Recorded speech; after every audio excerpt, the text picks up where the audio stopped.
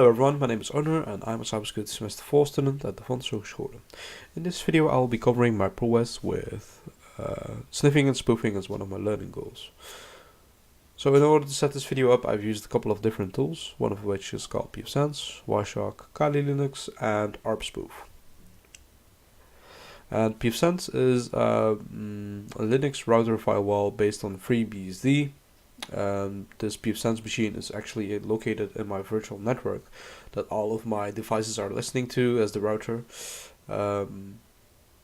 including my own PC, the one you're actually viewing through my screen capture.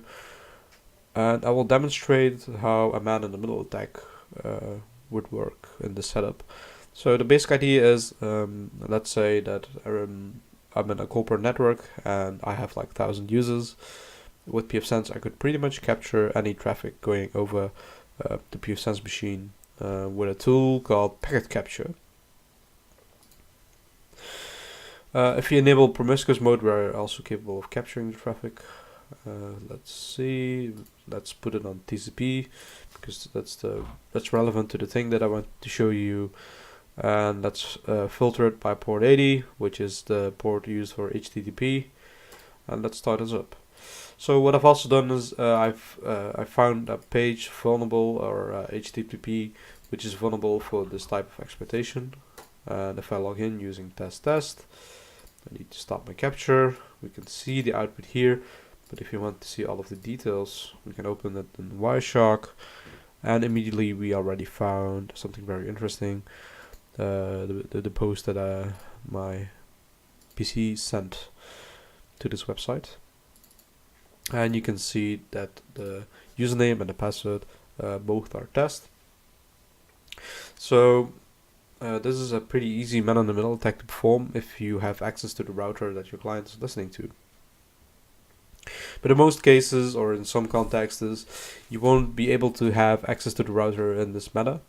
You will actually need to use something else. A technique used to hijack or pretend that the IP address that your PC is originating from is the IP address of the router is called ERP spoofing. And ERP, I believe, stands for Address Routing Protocol. It basically is a translator between MAC addresses and IP addresses. And if my machine starts broadcasting to a certain IP address, that the IP address of the router is actually my IP address instead of the router itself, it'll start to send its traffic to the IP address of the attacking or the bad actor. So basically the idea is that you have your router, you have your bad actor, and you have your target. And if they're in the same network, the bad actor can send a broadcast to the target that he is the router with the corresponding MAC address. So the client will listen to the bad actor, and the bad actor will forward this traffic to the router, so they will still be connected. But the thing is, the bad actor can capture this data as well, and I will demonstrate to you how this works exactly. I'm gonna pull up my Kali machine, my Windows machine, and my mobile extern.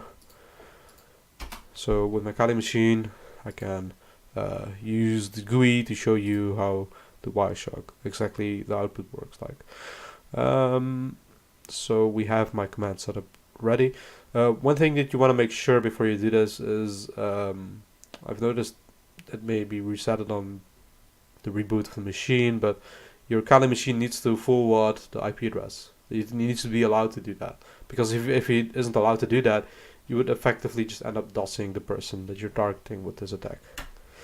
So this Windows machine is actually in 107 in terms of IP address, so that's the target of this ERP spoof attack. And I will demonstrate to you that my Kali machine is actually capable of capturing image data and stuff like that. So let's pick one of these. I hope it's not too disgusting.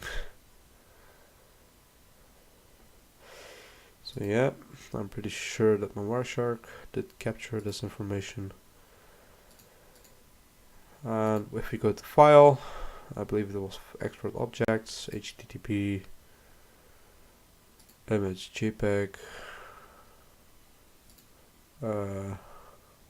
Let's just save them all of them. Output website. Sure.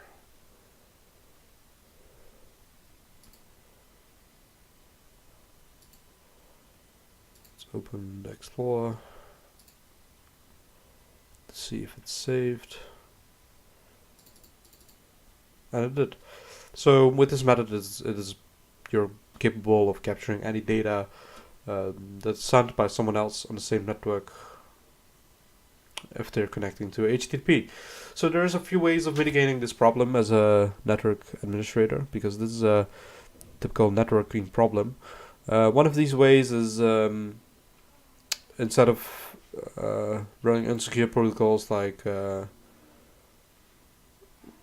you should run things like secure shell and have TLS encryption and have packet filtering across your networking nodes, because with packet filtering you can actually preventively block packets from that are being broadcast that are already like conflicting from being broadcasted, and that's a very effective way, ensuring that most of your users use HTTPS, SSL, they connect with SSH and stuff like that, like no insecure way of sending packets across the network is very important in order to mitigate this problem. There's also a few ERP detectors. I think you could also do this with a good IPS setup that actually has this as a rule set. That would be a pretty effective way of preventing it as well.